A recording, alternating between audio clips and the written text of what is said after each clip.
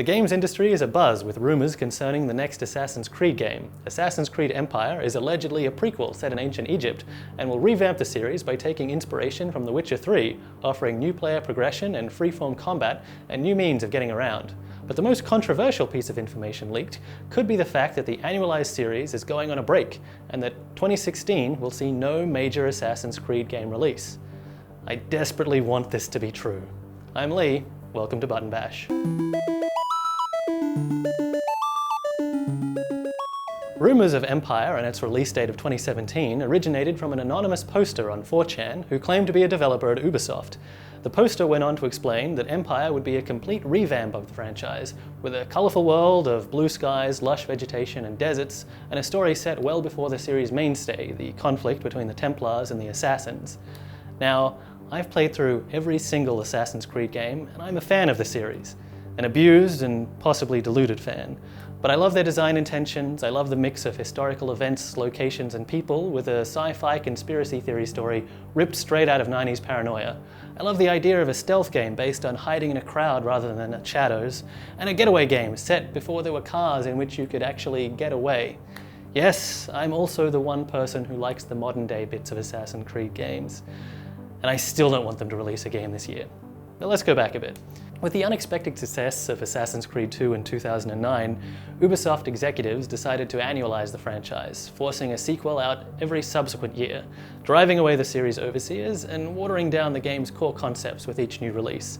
And this isn't to say that follow-up games weren't enjoyable, but the tonal and mechanical gap that exists between the original 2007 title and last year's Victorian-era romp is wide enough to jump a stunt bike over. The more recent entries in the series have felt like a grab bag of ideas from all the previous games, retaining or jettisoning mechanics at random.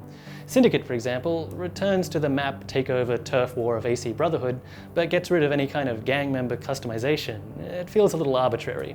And here's the thing, the sillier games, the ones with Leonardo da Vinci's Renaissance tank, or High Seas Piracy, or London's underground fight clubs, those are all the games that people have unanimously praised, while the games that took the theme more seriously, that focused on its core conceits of social stealth, rooftop maneuvers, and secret histories, have been more divisive. What are we meant to take away from this? That the idea at the heart of Assassin's Creed is inherently bad? I think when you've got teams of literally thousands of people around the globe knocking out a new game every year, there's just no time to reflect on previous efforts and absorb constructive criticism. When you look at the reviews going back to Assassin's Creed 2 Brotherhood, an alternating pattern becomes apparent. One year the game will be ambitious and innovative, but hampered by a needy metaplot and poor technical issues. And the next year it'll be deemed a glorious return to the fun of series high point Assassin's Creed 2, but pilloried for failing to move the series forward in any meaningful way. Since every attempt to innovate is rushed in execution and unappreciated, the publisher, probably driven by fear and desperation, returns to the stuff they already know works. So they bounce back and forth. I mean, this doesn't even have enough steps in it to qualify as a vicious cycle.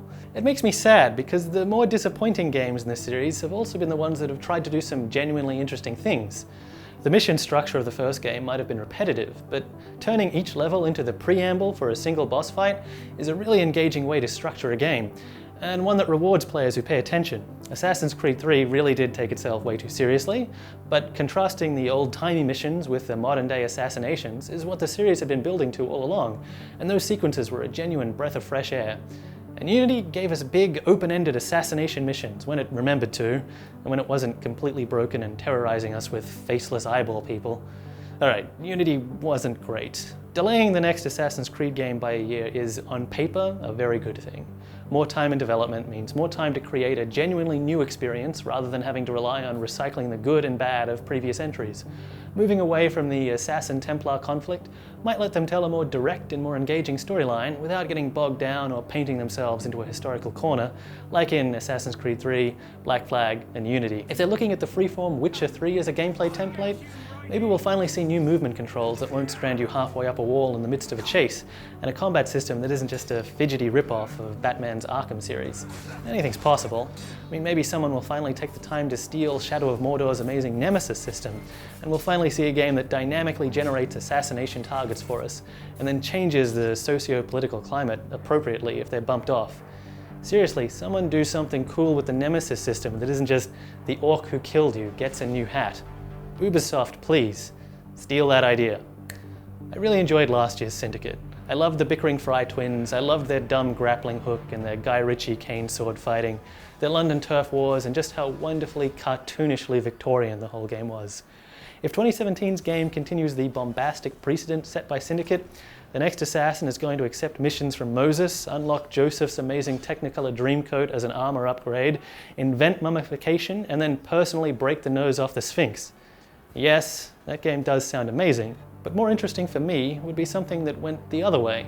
A quieter game, one that made crowds meaningful again, that made investigation valuable, and that allowed you the freedom to plan an attack without having your hand held the whole time. Something that looks at what was important in the original game and finally takes the time to do those ideas justice. What do you think? Let me know in the comments, and remember to like and subscribe or the Templars win.